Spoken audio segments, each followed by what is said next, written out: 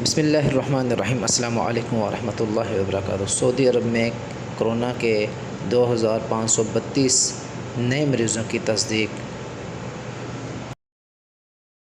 في المملكة العربية السعودية تم تسجيل عدد 2532 حالة جديدة للإصابة بالفيروس، موزعة في مجموعة من مدن المملكة كما تلاحظون، وكما اعتدتم سيتم مشاركة ذلك بتفاصيله معكم، وينعكس أيضا على البيانات المحدثة في الموقع الرسمي المخصص لمستجدات فيروس كورونا في المملكة.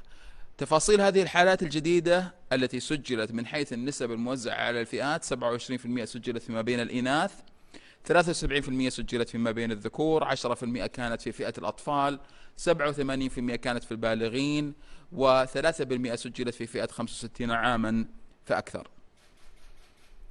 39% من هذه الحالات سجلت فيما بين المواطنين، و61% سجلت في جنسيات أخرى متعددة.